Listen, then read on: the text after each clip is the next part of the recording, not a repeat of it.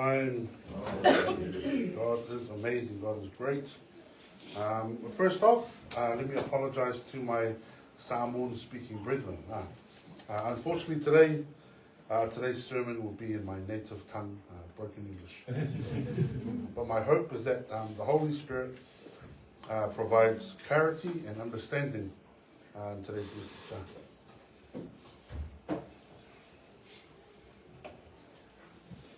So, greetings to our Peachwood family and friends. In the name of our Lord and Saviour, Jesus Christ. And all praise and glory for this opportunity to share with you today the glorious message of salvation. It is not us that saves people, but we are to point to He who does. Also, welcome to those watching online. I'm going to address the people online. Watching online, I had a lot of friends and work colleagues and family say the last time I shared, also we watched your sermon. I was like, oh, did you watch the whole thing? They're like, I don't know.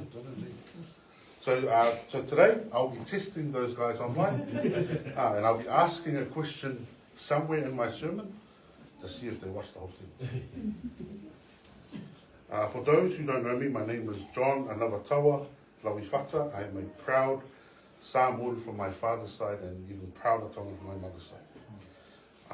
I am married to a God-fearing Fijian woman and a father to 2 boys with ears painted on.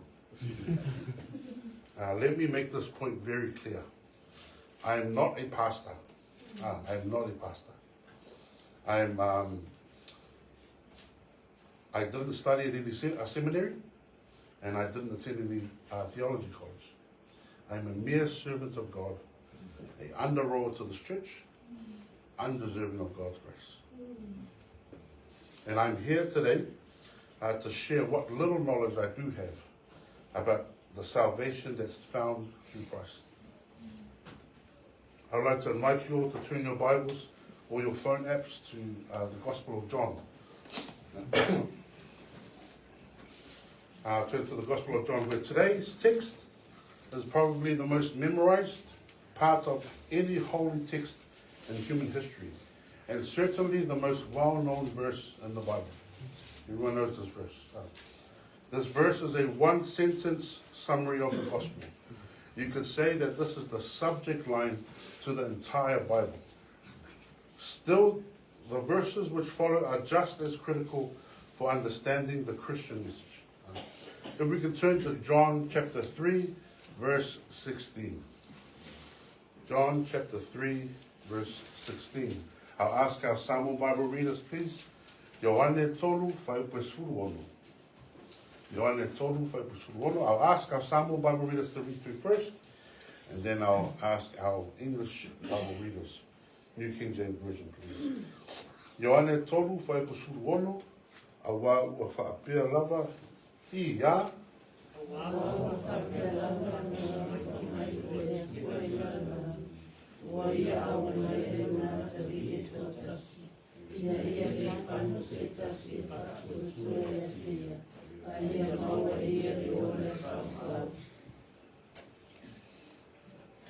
Our English Bible readers, please. John 3:16. For God so loved the world. Ia. God so loved the world, He gave His only begotten Son, that whoever believes in Him should not perish, but have everlasting life. Amen. For God so loved the world that He gave His only begotten Son, that whoever believes in Him should not perish, but have everlasting life. This is the core of Christianity. That God loved the world enough to come in human form, Jesus, who died for us, so that anyone, absolutely anyone, I mean anyone, who trusts in Him will be saved from sin. No other verse in the Bible clearly summarizes the relationship between God, no other verse in the Bible clearly summarizes God's relationship with humanity and the way of salvation. John 3:16 tells us of the love God has for us and the extent of that love so great that he sacrificed his son on our behalf. John 3:16 teaches us that anyone, absolutely anyone, who believes in Jesus Christ, God's Son, will be saved. John 3:16 gives us the glorious hope of eternal life in heaven through the love of God and the death of Jesus Christ. So let us unpack this beautiful message in today's text. The opening phrase, "For God so loved the world," puts the emphasis on what God did and also displays the core aspect of God's character, love. Ephesians 2 verse 4 and 5. But God, who is rich in mercy, because of his great love with which he loved us, even when we were dead in our trespasses, made us alive together with Christ. By grace you have been saved. God's greatest expression of love is communicated in today's text. Romans 5 verse 8 has the very same message. But God demonstrates his own love towards us, and that while we were still sinners, Christ died for us. Romans 5 verse 8. God is love, as described in 1 John 4 verse 8. He who does not love does not know God, for God is love. God is the essence of love in 1 Corinthians 13:4 verses 8a. A passage quite often used at weddings. Very famous passage. 1 Corinthians 13:4-8. Love suffers long and is kind. Love does not envy. Love does not parade itself. It's not puffed up, does not behave brutally, does not seek its own, is not provoked, thinks no evil, does not rejoice in iniquity, but rejoices in the truth, bears all things, believes all things, hopes all things, endures all things. Love never fails. This is God's description of love. And because God is love, this is what he is like. Love is an attribute of God. Love is the core aspect of God's character, his person. God is also just and perfectly righteous in his treatment of his creation. God shows no partiality or favoritism. God's love is in no sense in conflict with his holiness, his righteousness, his justice, or even his wrath. All of God's attributes are in perfect harmony. Everything God does is loving, just as everything he does is just and right. God is the perfect example of true love. And because he loved us, he gave his only begotten Son. The phrase translated one and only Son, or only begotten Son, uses the Greek word monogenes.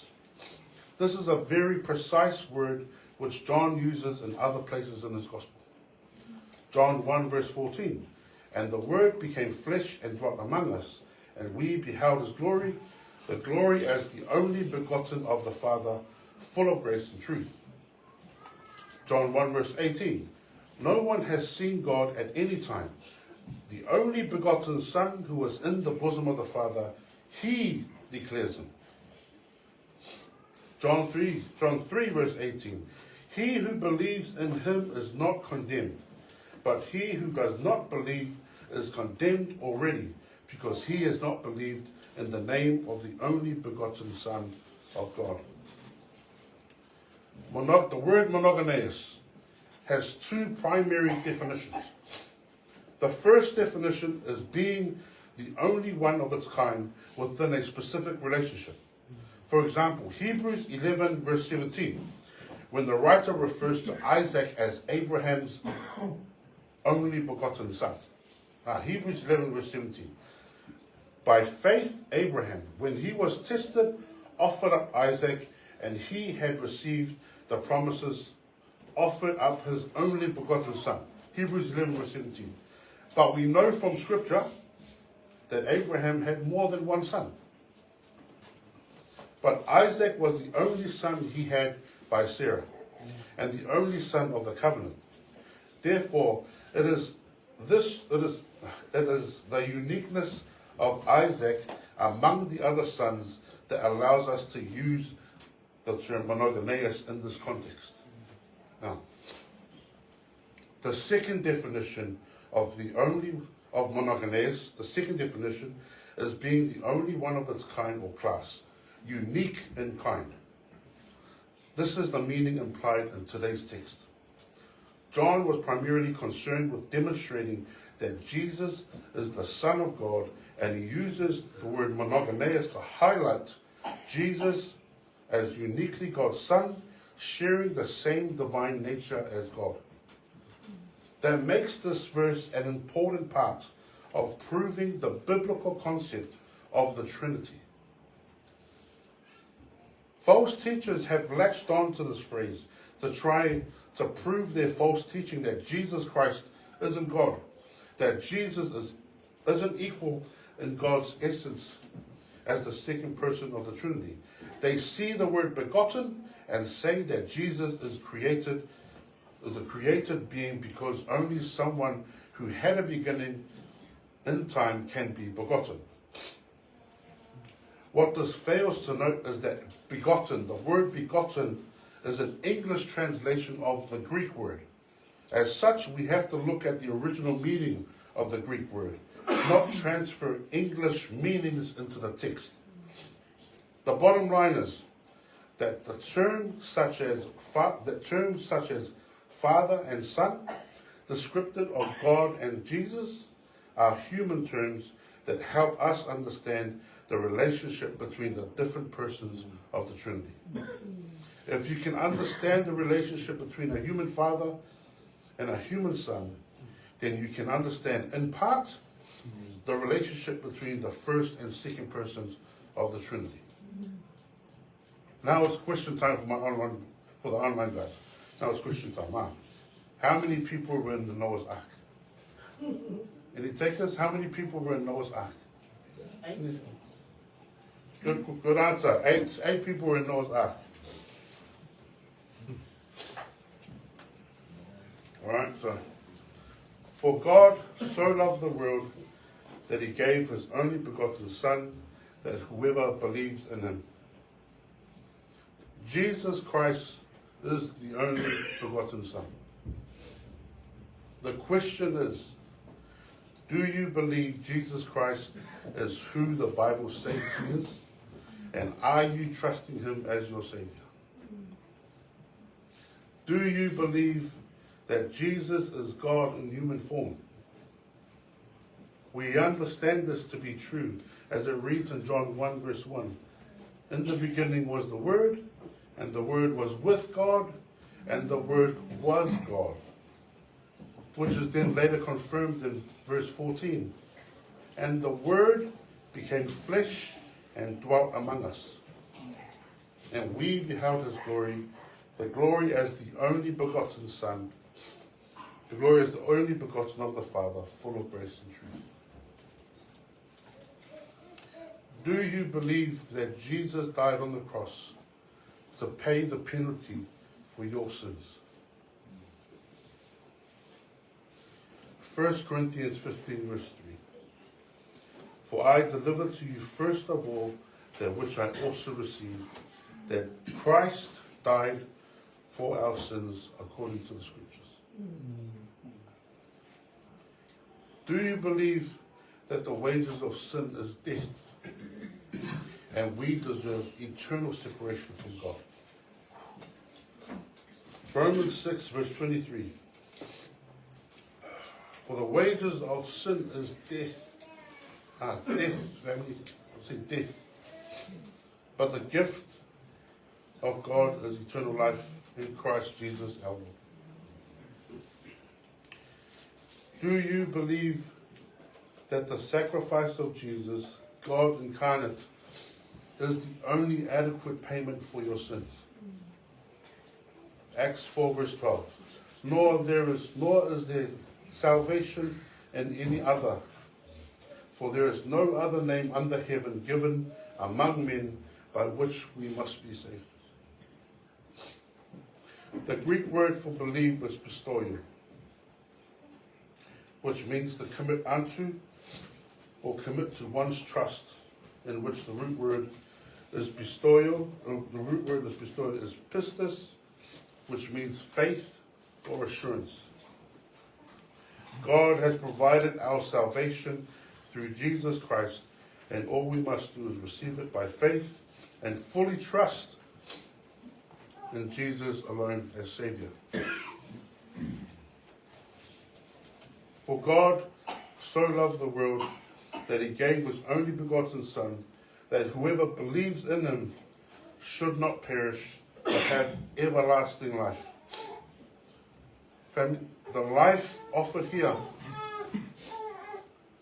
to those who believe in Christ is eternal, everlasting, in which the Greek word is aioneus, which means without beginning and end, that always has been and always will be. Eternal. That's what's on offer here. The Greek word carries the idea of quality as well as quantity. In fact, eternal life is not really associated with years at all, as it is independent of time. Eternal life can function outside of and beyond time, as well as within time. For this reason, eternal life can be thought of as something that Christians experience now. Believers don't have to wait for eternal life, because it is not something that starts when they die. Rather, eternal life begins the moment a person exercises faith in Christ. It is our current possession. John 3 verse 36 explains, he who believes in the Son has eternal life, and he who does not believe the Son shall not see life, but the wrath of God abides on him.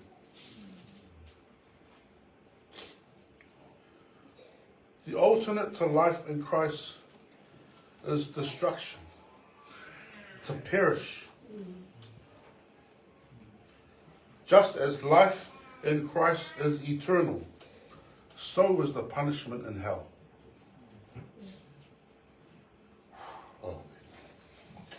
Those who are in hell will not know their punishment.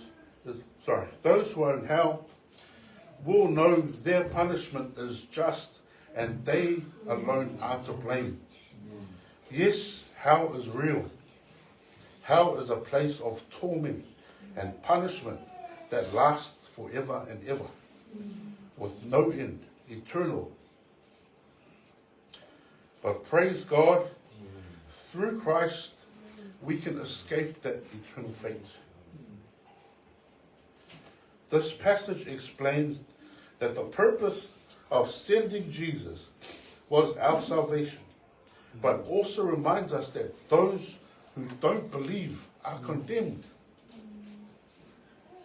We read in John 3 verse 17, the very next passage, for God did not send his Son into the world to condemn the world, but that the world through him might be saved. Brethren, friends, the message in John 3:16 is clear and consistent, regardless of the translation, regardless of the language. The NIV translation, slightly different words, same message. The KJV translation, slightly different words, the same glorious message. The NASB, slightly different words, the same glorious message. The ESV, slightly different words, the same glorious message. There is no more powerful way to deliver this message than to let John 3:16 speak for itself. For God so loved the world that he gave his only begotten Son, that whoever believes in him should not perish, but have everlasting life. And with that, I will close us off in a word of prayer. My hope is that you take away this message with you, just as it was heartbreaking for me to deliver. Thank you. Let us pray. Heavenly Father, Lord, we thank you, Lord. We thank you, Lord, for dying on the cross for our sins, Lord. We thank you, Lord, for salvation. We thank you, Lord, for the time that we have here, for the time that we get together as brethren, Lord. We pray for those who have not accepted you, Lord. We pray that today's message softens their hearts. Lord, we thank you, Lord, and we give all praise and glory to you, Lord. We love you, Lord, and we say this in your beautiful name, in our Lord and Savior, the Messiah, Jesus Christ. I hand it back over to Brother Fala.